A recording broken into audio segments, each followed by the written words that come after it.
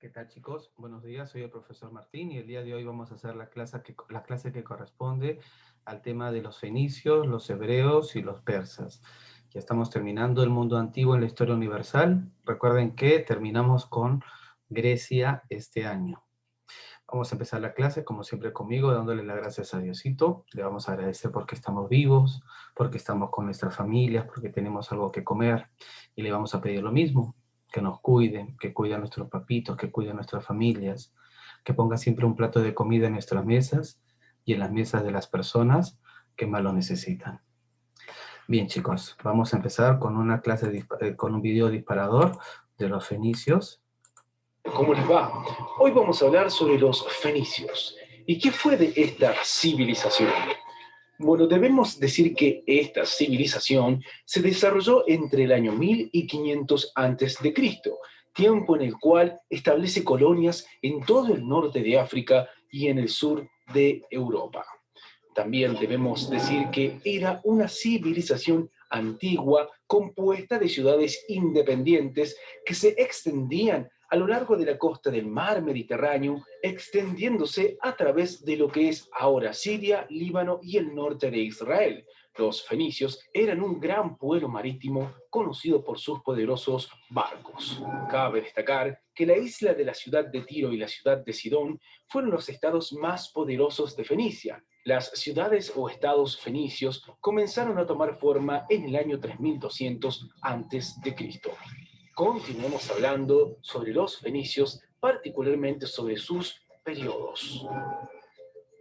Bueno, para comenzar debemos decir que hacia el año 3000 a.C. ya existía Biblos, como la ciudad más importante de Fenicia, que mantenía relaciones comerciales con Egipto, intercambiando los cedros de Líbano con los papiros de ese país. También debemos decir que en su evolución histórica podemos encontrar tres periodos bien definidos: el periodo de Sidón, el periodo de Tiro y el periodo de Cartago. Comenzando con el periodo de Sidón, debemos decir lo siguiente. Bueno, este periodo abarcó el siglo XV y XVIII a.C. En este periodo destacó como centro de importancia naval y comercial la ciudad de Sidón. Sus barcos navegaron en la cuenca oriental del mar Mediterráneo, llenaban sus bodegas con las mercancías procedentes de Chipre, Rodas, Asia Menor, Grecia, islas del mar Egeo y costas del mar Negro. También debemos decir que los sidonios no formaron colonias, pero sí establecieron concesiones en países civilizados y factorías en los pueblos bárbaros, donde obtenían esclavos, pieles y metales, a cambio de los productos de su industria. Este periodo llegó a su fin cuando los filisteos saquearon y destruyeron la ciudad de Sidón en el siglo XVIII a.C. Continuemos con el periodo de Tiro. Bueno, debemos decir que la ubicación en el tiempo de este periodo data del siglo XII al siglo VII a.C. Se denomina así a la hegemonía que tuvo la ciudad de Tiro en la actividad comercial. Este pueblo heredó el espíritu aventurero y comercial de los sidonios. También debemos decir que extendió su hegemonía marítima hacia la cuenca occidental del Mediterráneo, incluyendo el sur de Italia, las islas de Malta, Sicilia, Cerdeña, Córcega, la costa sur de España y norte de África cruzando el estrecho de Gibraltar. Llegó hasta las costas de Inglaterra por el norte, las Islas Canarias por el sur y las Islas Azores por el oeste. También debemos destacar que los tirios no se conformaron con las relaciones comerciales. También se establecieron en algunos lugares estratégicos, fundando ciudades y colonias. Los asirios, caldeos y persas subyugaron a los tirios, que dieron lugar al surgimiento de otros pueblos comerciantes como Cartago y Grecia. También debemos decir que se construyó el Templo de Jerusalén, obra en la cual participaron numerosos obreros provenientes de Tiro. Continuemos con el periodo de Cartago. Bueno, antes que nada, para ubicarnos en el tiempo, debemos decir que este periodo se ubicó en el siglo IX y II a.C. Gracias a la decadencia de Tiro, Cartago se convirtió en una de las ciudades más importantes y prósperas del Mediterráneo. Su origen lo encontramos en una pequeña colonia fenicia ubicada al norte de África. Su dominio comercial abarcó desde Sicilia hasta las costas españolas. Sus grandes rivales fueron los griegos y posteriormente los romanos, quienes destruyeron la ciudad de Cartago en el año 146 a.C. durante las guerras púnicas. Sigamos hablando sobre los fenicios, particularmente sobre sus características, comenzando con la economía y el comercio. Bueno, debemos decir que la parte de mayor importancia para la civilización fenicia fue el comercio, pues era el eje vertebral de toda la sociedad. Las tierras, aunque no eran muchas, sí eran bastante fértiles, lo que promovía la producción para los intercambios comerciales, que eran también base de su economía. Acuñaron monedas para pagar sus productos y para realizar los intercambios. Otro dato que también debemos destacar es que todos los intercambios sucedían en los templos para promover la seguridad y por lo tanto los templos funcionaban como una especie de banco para realizar transacciones económicas. También desarrollaron el tejido, el teñido, el vidrio y los metales. Continuemos con la organización social. Bueno, debemos decir que en la cúspide de la sociedad fenicia se encontraban los comerciantes adinerados, que ocupaban los cargos de gobierno. El resto de la población estaba compuesta por los artesanos. También debemos decir o agregar que al principio los hebreos vivían en grupos familiares o clanes dirigidos por el más anciano, es decir, el patriarca, que administraba justicia, dirigía la guerra y los ritos religiosos. Según la tradición, Dios le ordenó a uno de estos patriarcas, Abraham, dirigirse a la tierra de Canaán, la tierra prometida. Y por último decir que en las naves también habían esclavos. Continuamos hablando particularmente sobre la caída de los fenicios. Bueno, debemos decir que con el cambio de aire en la metrópolis, mucha gente emigró a Cartago y otras colonias, dejando a Fenicia cada vez más a merced de los persas. Una rebelión que tuvo lugar entre el año 350 o 345 a.C. en Sidón, liderada por Tenes, fue completamente aplastada por Artajerjes III, que arrasó con toda la ciudad.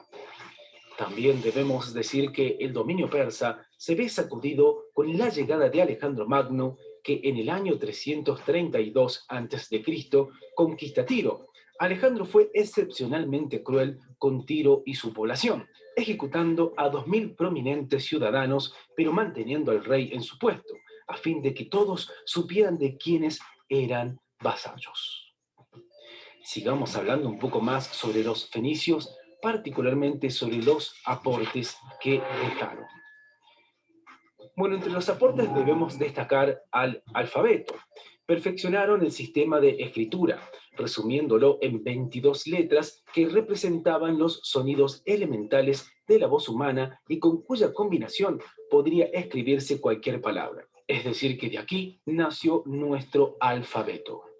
Otro aporte que debemos resaltar de los fenicios tiene que ver con el comercio. En esa época no era común el comercio de productos. Sin embargo, los fenicios fueron los pioneros en intercambiar productos que tenían, como espejos, telas, entre otros, por aquellos que no tenían, como mirra, especias, entre otros. Y por último, destacar el aporte de la navegación. Bueno, la abundancia de madera en la región fue lo que motivó a los fenicios a construir embarcaciones y navegar. Bueno, esto es todo por hoy. Como siempre les decimos, chequen los videos. Bien, como acabamos de ver, ¿no?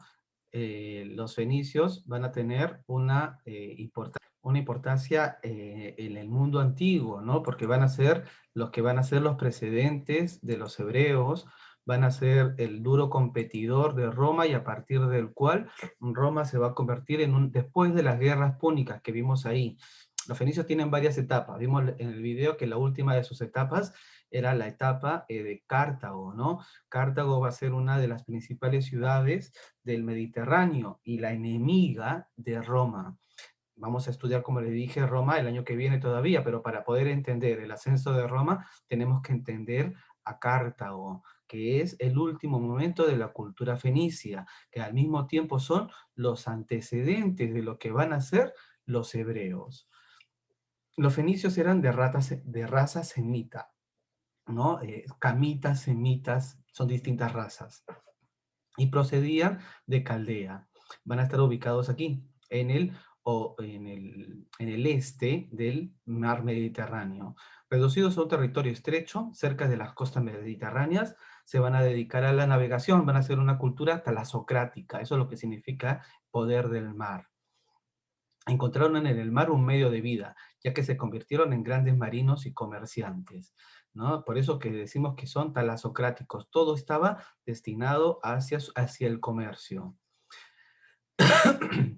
El espacio geográfico. Los fenicios habitaron la región comprendida en las costas del Mediterráneo oriental, en el este, y los montes del Líbano. Esta zona corresponde a la parte noreste del Asia Menor, ocupada hoy por Israel, Siria y Líbano. Esta parte, ¿no? Que también van a estar aquí después los judíos. Acá está Israel, miren, uno vecino del otro. Los primero van a ser los fenicios, son el antecedente de los hebreos. Su espacio geográfico estaba surcado por ríos que originaban valles estrechos. Las ciudades Ará, Trípoli, Biblos, Beritos, hoy Beirut, Sidón y Tiro ocupaban las desembocaduras de los ríos y constituían puertos de gran movimiento.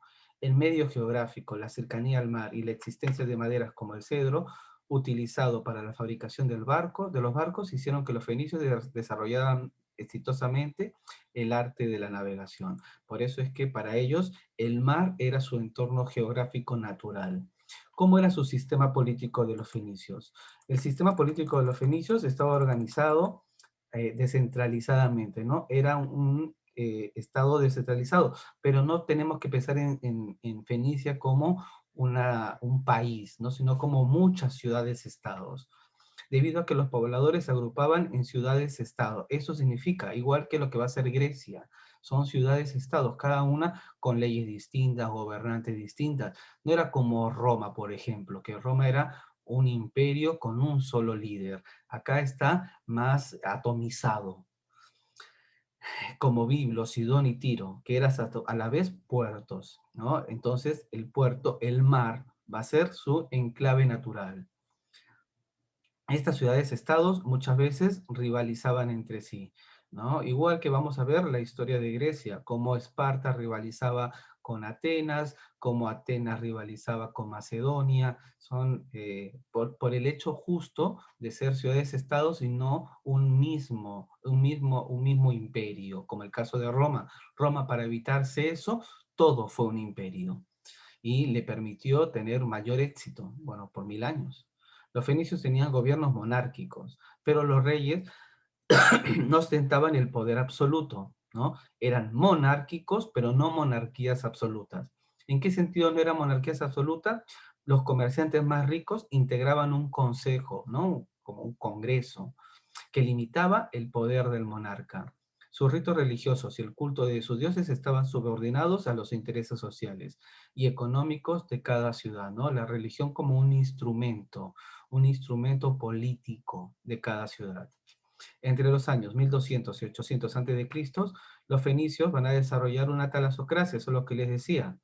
¿Qué es la talasocracia? Talos es mar, gracia, poder, un dominio económico sobre los mares. Y eso es lo que lo va a hacer, miren, se van a extender por todo el Mediterráneo sur y van a llegar hasta España. Esto permitió controlar comercialmente el Mediterráneo y actuar como intermediario entre los distintos pueblos para el transporte de materias primas y productos elaborados, ¿no? Eran los comerciantes de la época. Las actividades económicas de los fenicios. En la zona donde se sentaban los fenicios, los valles eran pequeños y se encontraban aislados unos de otros por las montañas. Debido a ello, establecieron ciudades cerca de las costas e independientes entre sí. A eso denominamos ciudades, esos porque eso eran ciudades-estados, no eran un gobierno total.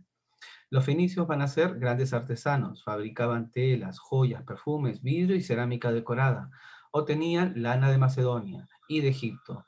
lino, colmillos y marfil y piedras preciosas. En su territorio van a abundar cedro y el ciprés, cuya madera construyeron los barcos que impulsaron el comercio.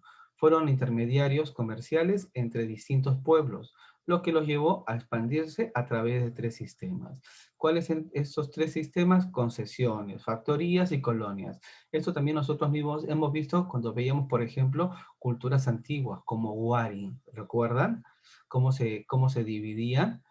Establecían colonias, y Tiahuanaco también, establecían colonias fuera de su territorio para abastecerse después de productos. Las concesiones eran barrios dentro de las ciudades de otros reinos, en las que los fenicios tenían permiso para residir, ¿no? Concesiones, barrios dentro de las ciudades de otro reino, un país dentro de otro país. Las factorías eran depósitos custodiados donde almacenaban las mercancías que se iban a intercambiar. Se utilizaban además para aprovisionar y reparar las naves fenicias.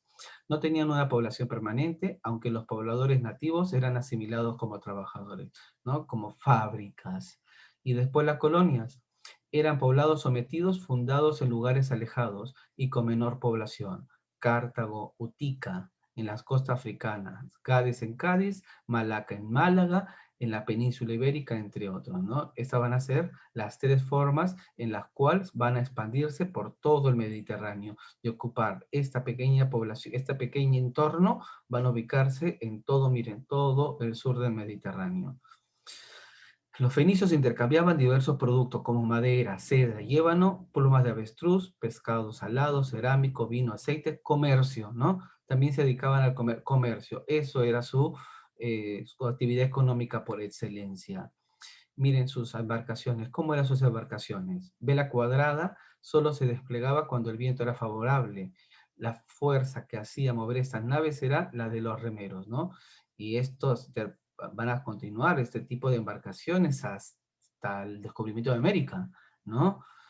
El puerto de Cartago estaba sobre una isla artificial rodeado de murallas que lo protegían. Los barcos iban cargados de pescado salado, fardos, cueros, perfumes y piezas de cerámicas y vidrios, que los fenicios intercambiaban por estaño, cobre, oro y plata, ¿no? Esta es la clase sobre los fenicios y hemos hablado sobre su importancia, sobre lo que van a ser sus herederos. ¿Quiénes van a ser sus herederos? Este es su primer pueblo, ¿no? Y después la disputa que van a tener con Roma en Cartago. Quiero que veamos ahora el video de los hebreos, que es más cortito. Y ahora pasaré a los hebreos. Los hebreos son los antepasados de los judíos. Vivieron en la tierra de Canaán, posteriormente Palestina, y su creencia en un solo Dios dio lugar al judaísmo. Los hebreos luego se les conoció como israelitas. Canaán era un cruce de rutas comerciales. Según la Biblia, un pastor llamado Abraham condujo a su pueblo a Canaán desde el sur de Mesopotamia. Su nieto, Jacob, tuvo 12 hijos, cuyos nombres tomaron las 12 tribus hebreas o israelitas. La Biblia cuenta cómo los hebreos fueron hechos esclavos en Egipto y cómo, hacia el año 1200 a.C., los liberó Moisés, cuyo sucesor, Josué, los condujo de vuelta a Canaán. A partir del año 1029 a.C., los hebreos se unieron para combatir a sus enemigos bajo un poderoso rey, Saúl. El sucesor de Saúl, David, formó el reino de Israel y situó su capital en Jerusalén. El rey Salomón construyó el primer templo de Jerusalén. Tras la muerte de Salomón, su reino se dividió en dos, Israel y Judá. Los dos fueron ocupados por invasores de Asiria, Babilonia y Persia. Muchos israelitas fueron hechos esclavos o tuvieron que exiliarse. En el año 167 a.C., los judíos se rebelaron y crearon un reino independiente llamado Judá. Pero en el año 63 a.C., los romanos lo conquistaron y posteriormente expulsaron a la mayoría de los judíos. Ahora diré los principales acontecimientos acerca de los hebreos. En el 1850 a.C., Abraham conduce a su pueblo de Ur, de Mesopotamia, hasta Canaán, Palestina. En el 1200 a.C., Moisés saca a los hebreos de Egipto. En el 1000 a.C., David sucede a Saúl como segundo rey de Israel.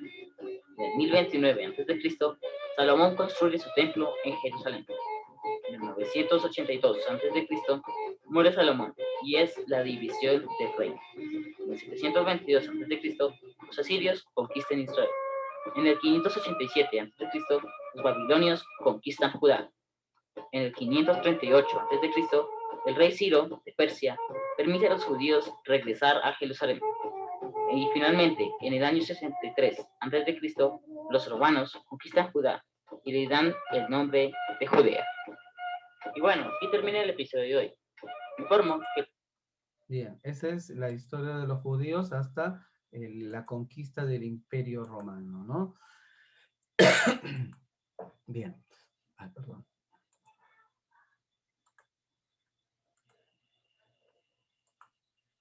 Los hebreos se asentaron en Palestina hacia fines del segundo milenio antes de Cristo.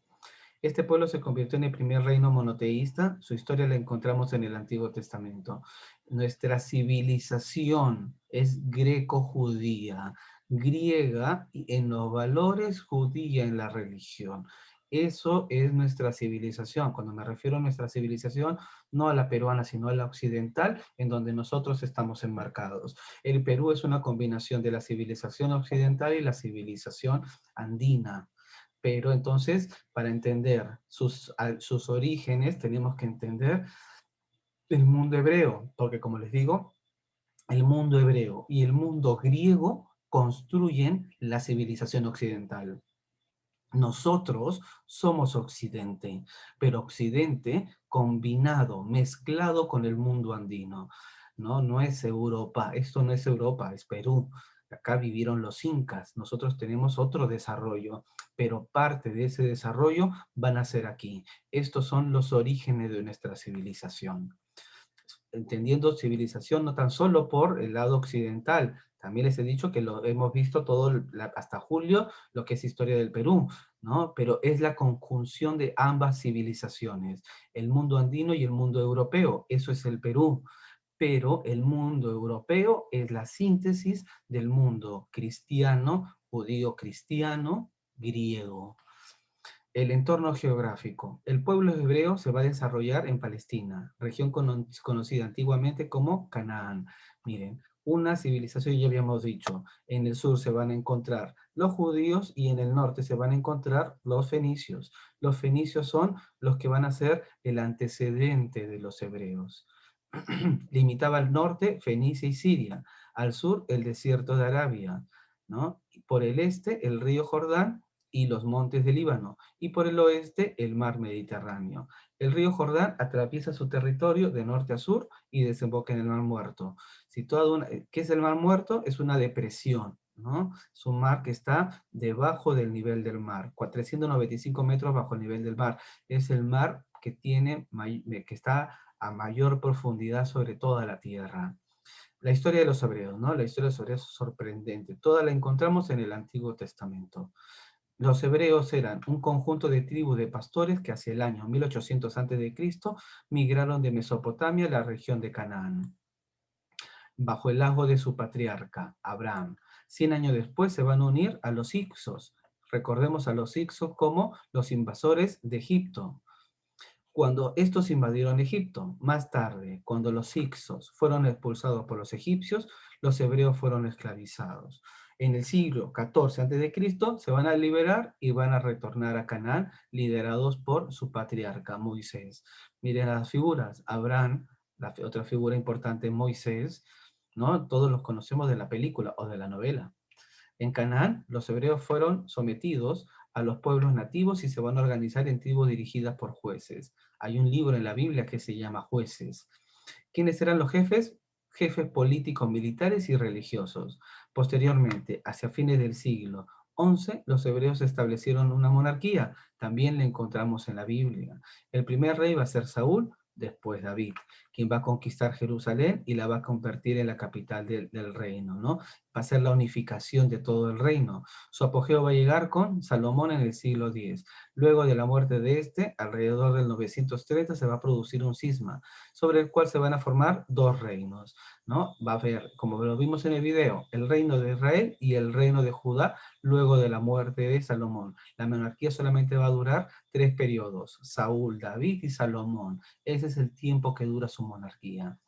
El reino de Israel. Capital, Samaria. Este reino mantuvo su independencia hasta el 722, cuando fue derrotado por los asirios. Al producirse esta conquista, la mayor parte de la población va a ser deportada, es decir, los van a echar. ¿De dónde? De Israel. El reino de Judá, esa es su vida de los judíos, ¿no? Siempre echados de donde están. El reino de Judá, capital, Jerusalén. Acá, el reino de Israel, la capital, Samaria. Judá subsistió hasta el 586 a.C., mucho más que el reino de Israel, ¿no? Año en que cayó bajo las manos del imperio neobabilónico, ya lo vimos, es la última parte de lo que estábamos viendo sobre los imperios de la Mesopotamia. Cuando los persas conquistaron Babilonia, autorizaron a los hebreos a regresar a Palestina. Durante el periodo de cautiverio, los profetas, portavoces de la fe de Yahvé, divulgaron su prédica anunciando la llegada de un Mesías o enviado divino que los liberaría y reconstruiría su reino, ¿no? Ese es el reino de Judá. El monoteísmo hebreo. De aquí nosotros vamos a heredar nuestro monoteísmo. Los católicos somos herederos del monoteísmo hebreo. ¿Qué significa monoteísmo? La creencia de un solo Dios, ¿no? En los persas van a tener un dualismo, el bien y el mal, que está bajo la figura de Zaratustra, Zoroastro. En el caso de los hebreos, Yahvé, Jehová. Un rasgo distintivo de los hebreos fue su convicción de la existencia en un solo Dios. Este Dios se llama Yahvé, la esencia espiritual, indefinible y representable, ¿no? Esto es Dios para los judíos, esto es Dios para los cristianos. Esta creencia fue evolucionando y se plasmó en una religión monoteísta, basada en la existencia de un único Dios, creador del mundo y de los hombres, ¿no? Es lo que conocemos nosotros y que también lo hemos estudiado, lo estudian ustedes en religión. De acuerdo con los hebreos, Yahvé es el creador de todo el universo. Había hecho un pacto especial con ellos. Dios hace pacto especial con este pueblo, el pueblo judío, ¿no? Es por eso que tienen esta particularidad de creerse lo revelado. Por eso ellos no se pueden casar con ninguna otra persona. Solamente se pueden casar entre judíos. Este pacto de alianza consistía en que los hebreos erigirían fielmente sus mandatos y Yahvé, Jehová, les enviaría un Salvador y un Mesías. ¿Qué tipo de Salvador? Algunos lo van a interpretar como un Salvador político y otros como un espiritual. Nosotros tenemos la vertiente que interpreta que envió al Salvador espiritual, que es Jesucristo. Por eso nosotros tenemos esta vertiente de los judíos. Son nuestros hermanos mayores en la fe. Ellos sentían que Yahvé los había elegido y revelado verdades fundamentales y que había intervenido en el desenvolvimiento de su historia. Así, en la salida de Egipto a Canaán, Yahvé se habría aparecido ante Moisés, a quien le habría entregado las tablas de la ley con los 10 mandamientos. El decálogo, los 10 mandamientos aparecen aquí, en este momento de la historia, ¿no? Moisés. ¿Y en qué momentos está Moisés? Luego de la salida de la esclavización de los hebreos a mano de los egipcios. Tuvo que pasar mucho tiempo para que el monoteísmo fuese adoptado por todo el pueblo hebreo. Los profetas tuvieron especial cuidado en la transmisión de la fe en un solo Dios. Con el monoteísmo, el culto a Yahvé como Dios único se convirtió en su principal identidad y su característica exclusiva de la comunidad hebrea. Eso es lo que decían al momento de devolverle la tierra luego de la Segunda Guerra Mundial. Querían regresar los judíos a Israel. Y el primer ministro inglés, Churchill, le dice, ellos no son un país, son una religión. No podemos darle tierra a una religión. Se le da tierra a un pueblo, ¿no? Es controversial lo dicho de este hombre, ¿no? De Churchill. El judaísmo. Con el tiempo la religión hebrea va a ser conocida como judaísmo, debido a que los habitantes del reino de Judá eran conocidos como judíos. Quiero que veamos ahora el video de los persas, ¿no? Vamos a ver ahora el video de los persas para terminar con la clase del día de hoy. La antigua Persia ha sido uno de los mayores imperios de la historia. En el año 3000 a.C., Persia estaba dividida en dos grandes potencias Por un lado estaban los medos y por otro los persas. Los medos tenían sometidos a los persas, por lo que en el año 550 a.C. los persas se independizan. Y nombran como rey a Ciro el Grande. Tras esto los persas le declararán la guerra a los medos y ganarán la guerra. Por lo tanto, Ciro conseguirá la unificación de toda Persia. Pero los persas, no contentos con esto, deciden seguir expandiendo su territorio y se hacen con el control de Asia Menor y Sardes. Posteriormente, en el año 539 a.C., los persas quieren ampliar su zona de dominio y su comercio, conquistando entonces Babilonia. En el año 525 a.C. conquistan Egipto, ya que desean hacerse con el control de la entrada a Asia y poseer el Nilo para las rutas comerciales. En el año 521 a.C. nombran a Darío I como rey de Persia, consiguiendo este hacer a Persia la mayor potencia del mundo económicamente.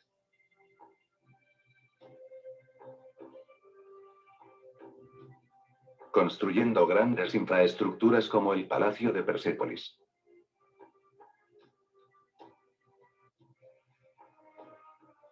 Llega el año 490 a.C.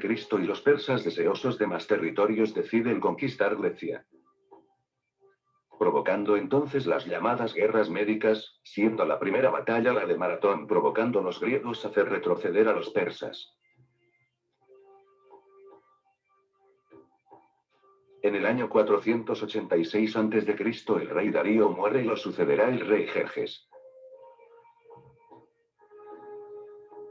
Este provocará la Segunda Guerra Médica, y comenzando la batalla de las Termópilas contra los espartanos y con los atenienses en la batalla de Salamina.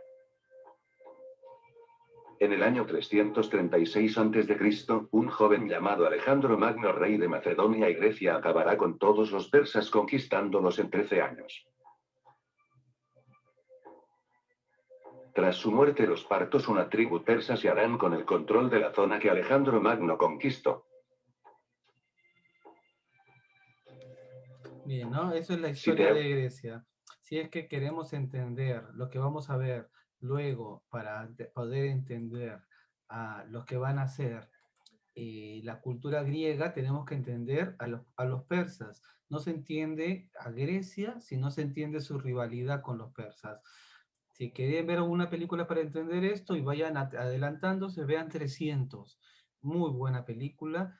Y es una película muy bien retratada sobre la historia de estos momentos. Lo que está contando el enfrentamiento de las guerras médicas es lo que vamos a ver después cuando veamos en profundidad Grecia. Con Grecia vamos a dedicarles varias clases si me da el tiempo. Ojalá que pueda tener 3 clases de Grecia, que es para mí lo que deberíamos más ver de la antigüedad, ¿no? En una sola clase estamos viendo 3 civilizaciones, ¿no? Fenicios, hebreos y persas, pero para los griegos hay que dedicarle más cantidad de tiempo por lo que les dije, porque es un antecedente nuestro. Los persas van a formar un gran imperio en el Oriente Antiguo, eran los enemigos de Occidente. Gracias a su espíritu guerrero lograron unificar varios pueblos de la creciente fértil. Ya sabemos lo que es la creciente fértil, ¿no? Este territorio en media luna que va a estar ubicado por las culturas que les vamos a llamar mesopotámicas, extendiendo sus fronteras hasta el mar Mediterráneo, hasta la meseta de Irán, son ubicadas en el este de la Mesopotamia. Eran reconocidos por ser un pueblo trabajador en el que la honradez era una virtud muy apreciada. ¿Cómo es su evolución histórica, no? Hacia el año 1500 a.C., los medos y los persas, como vimos en el video, dos culturas distintas, pueblos pastores de origen europeo se van a sentar en la meseta de Irán. ¿Cuál es la meseta de Irán? Esta de aquí, ¿no? Se van a sentar en el mismo lugar. En el norte se van a instalar los medos y en el sur van a estar los persas. 2 pueblos distintos. Uno va a terminar sojuzgando al otro. En el siglo 7 a.C., los medos lograron cierta unidad tras imponerse a los persas. Luego colaboraron con los caldeos en la derrota de los poderosos asirios. Asirio, otro momento de la cultura mesopotámica. A inicios del siglo VI, los persas, liderados por Ciro II el Grande, vencieron a los medos y crearon el reino de Persia, que con el tiempo se constituyó como el mayor imperio conocido hasta entonces. No miren todo lo que va a abarcar. Hasta ese momento no había ningún imperio tan grande como el imperio persa. También lo hemos visto a los persas cuando veíamos la historia de Egipto, que hubo un momento, recuerdan, cuando habíamos dicho que Egipto se separa, un momento de crisis en el que el Alto y el Bajo Egipto se separan. ¿Por qué? Porque los persas los invaden, ¿no? Entonces va a ser el mayor imperio conocido hasta esa fecha. Durante es su reinado, el reinado de Ciro II el Grande. Este va a conquistar los reinos de Lidia y las colonias griegas del Asia Menor. ¿Dónde van a estar las colonias griegas del Asia Menor? Aquí, ¿no? Los griegos, acá está Grecia y todas las civilizaciones de acá, Lidia y las de aquí, se ubicaban las ciudades-estados griegos. Estas van a ser conquistadas por los persas. Sobre las costas del mar Egeo, en la actual Turquía, así como Mesopotamia, lo que puso fin a la dinastía caldeo-babilónica. Cambises, ¿no? Cambises es el hijo de Ciro. ¿Quién era Ciro? Ciro el Grande. Incorporó Egipto durante su reinado, pero fue con Darío I que el imperio persa alcanzó su máximo esplendor, ya que consolidó las fronteras desde la India hasta los Balcanes y el noreste de África. Darío va a intentar sojuzgar las ciudades-estados griegos en las guerras médicas, lo que les hablaba y lo que vamos a profundizar cuando veamos el tema de Grecia. La guerra médica no es la guerra de los médicos, es la guerra de los medos, ¿no? Los persas, los medos contra los griegos, entre el 492 y el 449, lo que vemos en el video. Pero los griegos van a rechazarla exitosamente en el ataque. Esa la batalla de Termópilas, ¿no? Esa historia es bien interesante. De ahí en adelante, el vasto imperio persa se va a mantener bajo una administración eficiente, aunque cada vez más débil, hasta que va a llegar, ¿quién? El grande, Alejandro Magno. Por eso el nombre, Magno, grande. En el siglo IV venció al poderoso ejército persa y conquistó el imperio aquemida. Tras la muerte de Alejandro Magno, en el año 330, sus generales se van a dividir su imperio y el general macedónico Seuloco gobernó Persia. Va a ser el reino seleucida que se le va a conocer y va a estar en esta zona casi 500 años. ¿No? También eso lo vamos a ver cuando veamos el helenismo, que es el último tema que tengo programado con primero de secundaria para este año. El primer tema, el año que viene, empezamos con Roma. La administración del Estado. En las cúpulas del Estado se va a encontrar el gran rey, quien tenía poder absoluto sobre sus súbditos. Para gobernar un imperio tan vasto, se valió de la eficiente burocracia. La monarquía persa estableció, además, una serie de políticas que facilitaron la administración del imperio. ¿Cuáles van a ser estas políticas? La tolerancia religiosa y cultural. ¿Qué es esta tolerancia? Los persas respetaron la cultura de los pueblos conquistados. Por ejemplo, cosa que no hacían los hebreos. En los hebreos, si no eras judío, si no creías en el Dios Yahvé, no pertenecías a su civilización. Ellos no les importaba el Dios en el cual crean. Un sistema vial eficiente, ¿no? Los numerosos caminos facilitaban la comunicación entre sus funcionarios, lo que va a copiar luego Roma. La difusión de la moneda, miren, el darico de oro, la moneda oficial va a unificar la economía del imperio. Su elemento unificador, porque hay distintos pueblos, hemos visto medos y persas, el elemento unificador va a ser esta moneda, el darico, perdón. Para facilitar el control de este gran imperio, Darío lo dividió en provincias. ¿Qué es una provincia para los persas? Era una satrapía, ¿no? Y quien va a gobernar la satrapía va a ser el sátrapa. El gobernador de cada sátrapa, era elegido entre los miembros de la familia del monarca y de la nobleza meda o persa. Ahora sátrapa se usa como alguien que sujuzga a otras personas, ¿no? Con el fin de evitar un excesivo poder de los sátrapas, gobernaba junto a él un jefe militar y un secretario real. A su vez, todos ellos van a estar controlados por inspectores reales, que van a ser los ojos y los oídos del rey. Miren cómo funcionaba su burocracia. Quienes recorrían periódicamente el imperio. un inmenso ejército velaban por la obediencia y la integridad del territorio. Dentro del ejército existía un cuerpo escogido y selecto de 10.000 hombres llamados los Inmortales, que formaban parte de la Guardia Real. Por eso les digo que vean la película 300, porque en la película 300 van a aparecer estos 10.000 hombres. Si lo ven, me lo comentan. El arte, la arquitectura. ¿Cómo era la arquitectura en Grecia? Los persas van a recoger elementos de otras culturas. ¿De qué culturas? De los egipcios y de los griegos. Incorporaron el uso de las columnas. De Mesopotamia, los toros al lado de las cabezas humanas y los ladrillos vidriados, ¿no? El palacio persa, como el mesopotámico, se levantaba sobre una plataforma a la que se accedía por rampas. El elemento más importante era el apadana, sala de recepción del gran rey. Ejemplos característicos que tenemos van a ser los palacios de Ciro, Parsagada, los de Darío y Artajerjes en Persópolis y en Susa, perdón. ¿No? Entonces su arquitectura, grandes palacios con copias heredadas de los griegos, de los egipcios y de los griegos, ¿no? De los medos van a también incorporar cuestiones estilísticas. Y en sus culturas, ¿cómo va a ser? Los persas van a utilizar relieves, miren los relieves, relieve en ladrillo esmaltado, ¿no? Para decorar los frisos y los zócalos de los muros del palacio y de las tumbas. Asimismo, van a emplear la decoración con cerámica vidriada, como en el caso de frisos, de los arqueros y los frisos de los leones. También van a trabajar oro y plata, hicieron copas, platos y casi siempre decorados con animales. La religión persa, que es importante para estudiar. Hay una pregunta del quiz solo sobre la religión. Inicialmente, los persas adoraban a los astros y fenómenos naturales, ¿no? Como cualquier otra civilización antigua. Pero después va a aparecer el mazdeísmo. ¿Qué es el mazdeísmo? Una de las principales religiones de la antigüedad. Esta religión va a ser creada por Zoroastro, también conocido como Zaratustra. Zaratustra era su profeta, ¿no? Es como Mahoma para los islámicos, que lo vamos a ver el año que viene.